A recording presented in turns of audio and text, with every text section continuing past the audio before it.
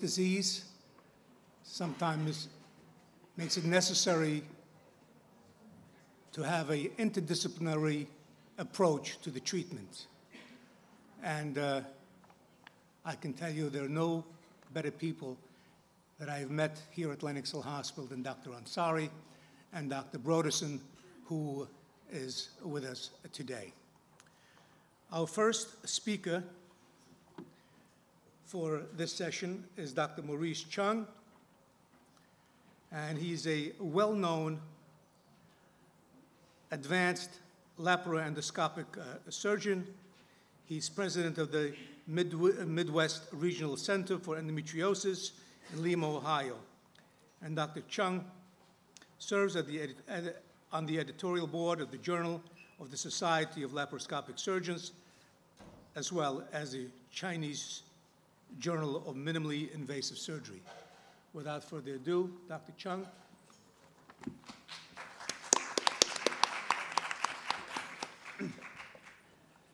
This is still morning. Good morning, New York.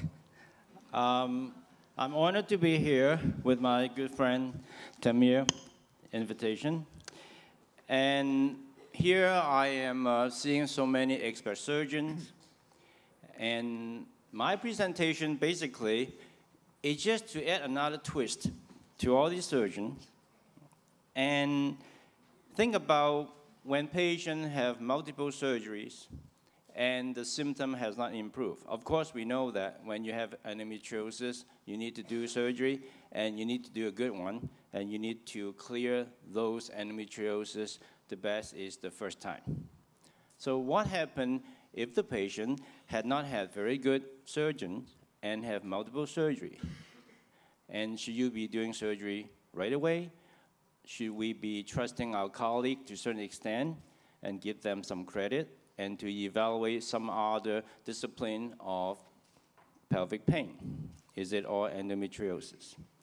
So my talk today, basically, I just want to share with you the experience that I have in the last 15 years dealing with this type of patients. So it's a very new minimally invasive evaluation and treatment of pelvic pain to reduce unnecessary multiple laparoscopy. And you follow this new algorithm, maybe you can save a few surgery for some of the patients. So as the president of Society of Laparoscopic Surgeons, this year in Boston, we're going to have a very good meeting with the robotic surgeons together, talk about all the different types of approach, and of course, treating endometriosis, hysterectomy, and I welcome you all and invite you all to be there in Boston in September. Now we talk about chronic pelvic pain. It is a very significant and common disorder in women. And over 40% of all the laparoscopy and 18% of the hysterectomy were all done for chronic pelvic pain. And one of the major symptoms of these patients, I think this one doesn't work as well, patients have dyspareunia, endometriosis, dyspareunia, and dysmenorrhea. So what do we usually do when patient comes to see us presented with pain, dysmenorrhea, dyspareunia? Well, we usually check infection, make sure they don't have a pelvic infection, but sometimes they have all this pain for a while, we just give them antibiotics. Urinary tract infections, you do the culture, no infection, maybe it's a contamination, give them antibiotics. With bad dysmenorrhea, sometime on a young patient, you give them birth control pill, NSAID. Some of those would say in the 1990s, you give a GnRH for presumptive endometriosis and treat them first. If it's endometriosis, you need surgery. If it's painful intercourse, we think about endometriosis, you need surgery. And what about with heavy bleeding? Pain is endometriosis. We don't have the specimen. You do endomyomectomy or you do hysterectomy. So basically, the laparoscopy has always been the first step. But when you treat endometriosis, we got all these expert surgeons here do a very good surgery, but not the rest of the country. So endometriosis is the most common diagnosis, but the treatment has not been very successful. Although it heavily depends on the skill of the surgeons, too. So we have all these pictures, and endometriosis, oh, this is good. This is fibrotic endometriosis. You excise them. Well, you all know the results, the stage 1, 2, and 3. This is an old study. Talk about stage 1, patient 6 months, you have 38% reduction of the pain, versus on stage 3, you have a lot more improvements. And we all know that excisional surgery carries a much better pain-free for a long duration of time. So excisional surgery has always been the gold standard. But what do you do if the surgery have done, you excise endometriosis, and the patient continue to have pain? What do you do next? Was it because the inexperienced surgeon? Was excisional surgery done? Was it because endometriosis was not completely excised? Or should we be doing medical therapy? And with Dr. Rick, that we talk about, medical therapy has not been good success. 50% or higher recurrence rate. So why do we even care using medical therapy? More laparoscopy, do a pre-sacral neurectomy for central pelvic pain, dysmenorrhea. But this is the, well, you see, in my institution, I am not allowed to videotape because of the medical legal issues. So it would be nice to tape the surgery, but I can only take pictures. So you do pre-sacral neurectomy, ligated. All this meta-analysis only tells you pre-sacral neurectomy is only good for central dysmenorrhea and should be done by expert surgeon. So again, the outcome has not been great. So endometriosis is gone, still hurt. Do you do more surgery? Is it the uterus have endometriosis, or do we need a hysterectomy? Well, we know that if you do hysterectomy for pelvic pain, 40% of those patients continue to have pelvic pain. And if you remove the uterus, when patients don't have pelvic pain, 5% of the patient will develop new pelvic pain. So should we be doing hysterectomy? These are just the pictures. Now, back in 2004, I looked at 111 women have post-hysterectomy pelvic pain. Guess what? 79% of those patients have a painful bladder syndrome. Or is it after you've done the hysterectomy, the patient still have the ovaries? Or is it ovarian remnants or residual ovarian syndrome? Would a laparoscopic ovarectomy work? Or should we go and do a laparoscopic lysis of adhesions? More surgery. That's all the surgical lysis of adhesion. 2003, I presented this abstract. I just didn't have time to write them all up. 79 patients with clinical diagnosis of residual ovaries and remnant syndrome. Close to 80%, 90% of those have a concomitant interstitial cystitis, or you can call that painful bladder syndrome. So it's pain. So does adhesion cause pain? Yes or no? This is another abstract I've done in 2007. 105 patients have previous abdominal surgery. 50% of those patients, when I got back in there, have adhesions, and out of those, 50% of those have pain. And out of those 50% of patients have pain, 74% of those have a painful bladder syndrome. So is it the painful bladder that caused the pain, or is it persistent endometriosis or recurrent endometriosis? So how many surgeries we have to do before it's enough? So when we look at chronic pelvic pain, we really have to look at all the disease conditions.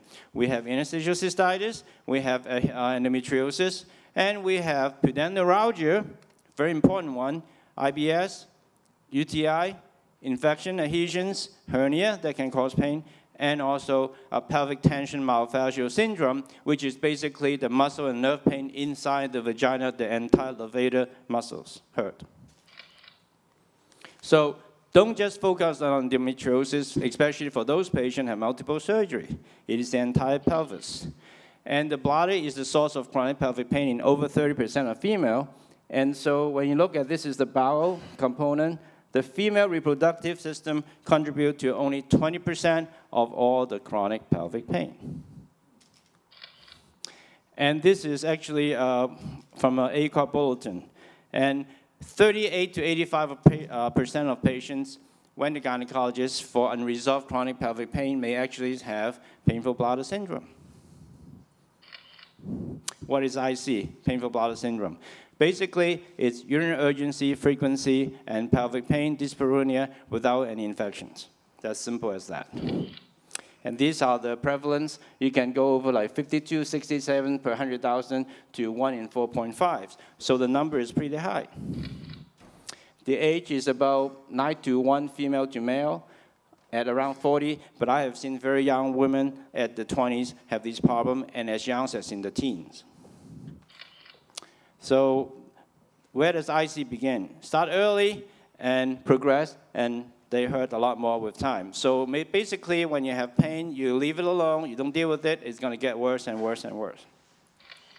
And many of these patients have unnecessary hysterectomy, have seen about 5 doctors before the diagnosis was made. Sounds like endometriosis. So there was a blood insult causing epithelial damage, the leaking of potassium into the tissues, activated C fibers, and caused the mast cell activation, histamine release, and caused more injuries, and becomes a vicious cycle and never stop. Here is the layers that disappear, and that's the IC when the solid enter the tissue and irritates the nerve. This is what I call a Evo Twins paper in 2002, 2005. I basically look at all pelvic pain patients, and on the study number 1, that 90% of those patients have a painful bladder syndrome, and that 80% of those that a biopsy confirm endometriosis.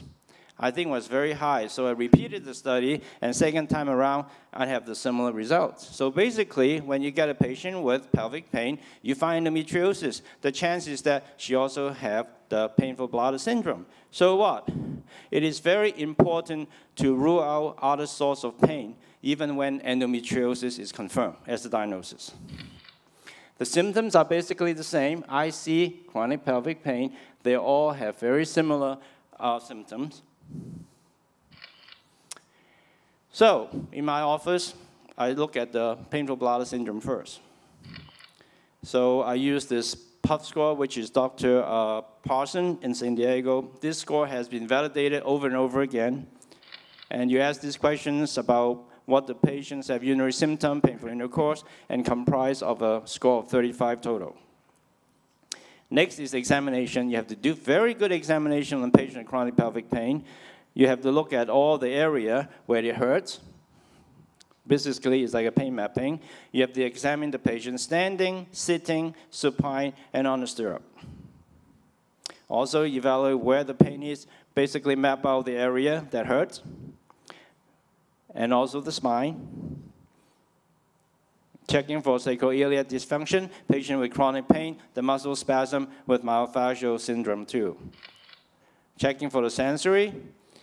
This is actually basically evaluate pudendal neuralgia, just to see where the vulva is very sensitive. These are some of those things that I was not taught when I finished my training. It's very important to look at those sensory evaluation of the vulva. The bimanual examination is not necessary because it's going to hurt. So use one finger, check the bladder, check all the muscle. As Dr. Harry Rick said, do a rectovaginal examination to see whether there is an endometriotic nodule in the cul-de-sac. Testing. Potassium sensitivity testing, which is what I use, and basically you see that 80% of those patients with chronic pelvic pain, endometriosis, whatever, are positive for the potassium sensitivity testing. So it is a very good test and predictions. And the treatment is cystoscopy, hydrodistension, or medication. And when you see this is, I hope this works. Oh, well, it doesn't. Nope. Well, glomerations, mucosal crack, these are some of the findings on the cystoscopy with interstitial cystitis. And the treatment is using pentosine polysulfate as a medication, and it covers the layer and resolves the inflammations. And it's a multimodal therapy. You add amitriptyline and antihistamine for the treatment. And this is another paper that I worked on in 2005. And basically, I put all the chronic pelvic pain patients tested for the painful bladder syndrome. and treat them with intravesical therapy, 70% of those patients have a 50% reduction in simply 6 to 8 weeks. So now, if that's the case, I reduce 70% of those patients that need surgeries. The next biggie is the pudendal nerve. We learn about it, but we really don't know what it does. Basically, the 3 branches coming out from the ischial spine, the clitoral branch, the labial branch, and inferior hemorrhoidal branch. And it innervates the entire pelvis. And this is an abstract I did just a couple years ago. Since you all remember the evil twin, when you find endometriosis, you find interstitial cystitis or painful bladder. On pudendal neuralgia, patient with chronic pelvic pain, 88.5% of those patients have pudendal neuralgia, 78.8% have both, and 76% of those patients have a painful bladder. So now it sounds like all these are tied together. Pudendal nerve is S2, 3, and 4 innervation and comes down here, pass through the ischial spine, the Adcock canal, and innervate the entire pelvis. And it's a multiple nerve with motor, sensory, and autonomic. So the symptom depends on how that nerve is being impinged in the pelvis. And these are the sacrospinous ligament, the fat pad. When you sit on it, it hurts more. So patient with pelvic pain, when you interview them in your office with patient with multiple surgery, watch them how they sit. Sometimes they sit on one side because sometimes it hurts on sitting. So pudendal neuralgia is perineal pain aggravated by sitting, reduced by standing, not present when you lay down, and the toilet seat is the best seat in the house. Did they get relief? And these are all the areas with pudendal neuralgia. It's like our endometriosis patient, okay? And what are some of the non-gynecologic symptoms? Non-pain symptom, I'm sorry. Sexual, decreased libido, reduced secretion, dyspareunia. Patient with endometriosis to have urgency frequency, pudendal neuralgia is the same. Their bowel symptom, obstructive defecation, their problem moving the bowels, endometriosis on the bowel to do that to you. And basically, pudendal neuralgia is very common. And also, this is a somatic component of the pudendal nerve. Urinary retention, start, stop, incontinence, you can see that.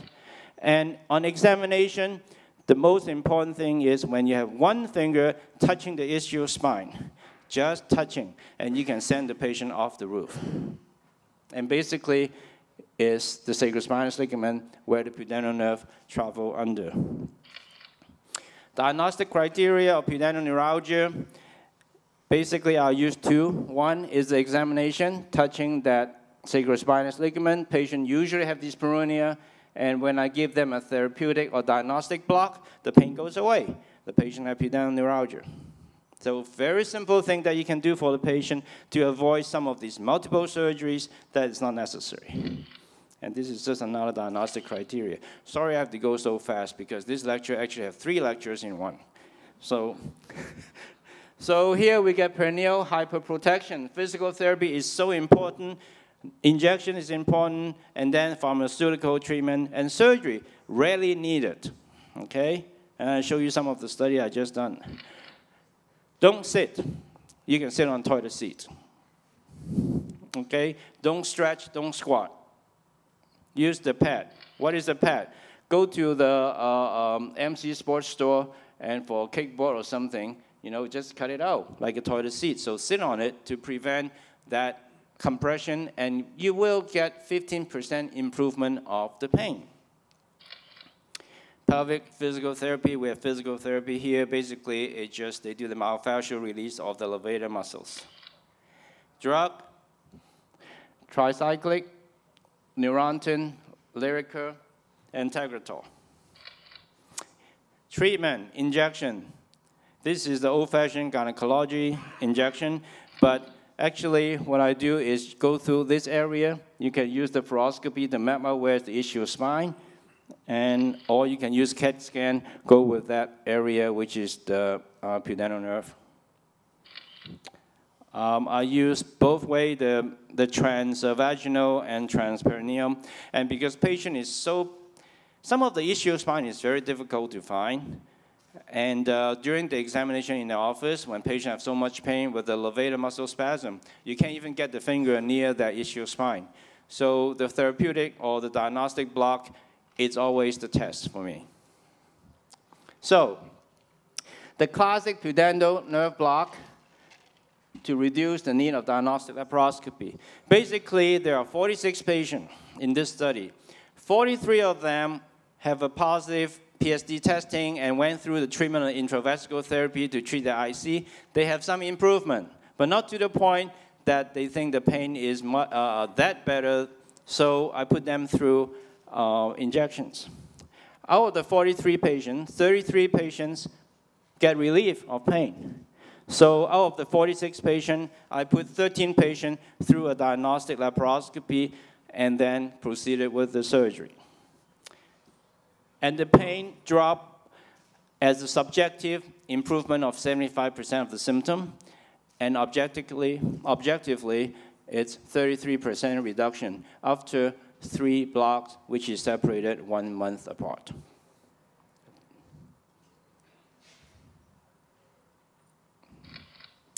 Okay, we all see this patient, a 32-year-old woman, 2 pregnancy, pelvic pain, endometriosis, 2 laparoscopy, right side pink ovarectomy, had a hysterectomy, take out the left ovary.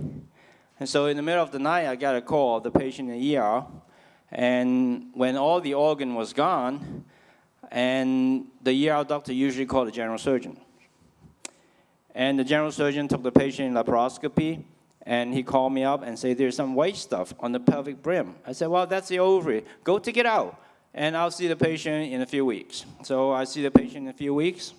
6 weeks later, she had overactive bladder symptom. The puff score was 25, which is IC, until proven otherwise. Interstitial cystitis index was 14. So I did the PSD testing. It was positive. And when I checked the pudendal nerve, the right side hurt more than the left. I put her through 8 weeks of rescue rinses, and her symptom dropped from 25 down to a 10, 14 down to a 3. Now, she still has some pain on the right side on the examination. So I just give her a bilateral pudendal block. And guess what? 6 weeks later, her pain was dropped from a 25 down to a 4. Now, so does adhesion cause pain? Should hysterectomy be done? Excision endometriosis, yes, very important. You have to excise all endometriosis in sight. Then we can talk the rest.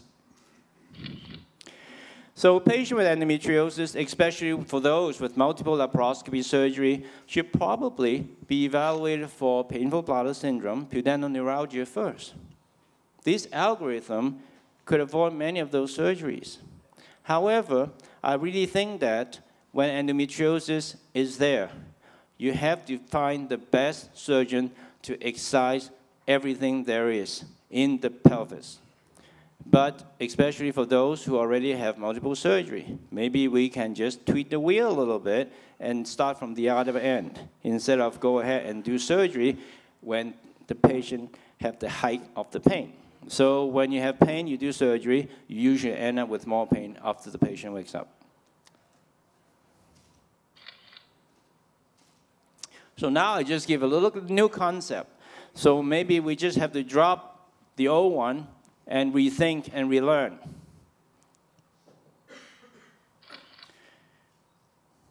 Since the eye does not see what the mind does not recognize. What the eye doesn't see and the mind doesn't know, it doesn't exist. What you see may not be what it is. But the I see, you see it. You don't see the I see. Thank you very much. I hope I didn't go over time. Thank you very much, Dr. Chung. Our next speaker doesn't really need an introduction.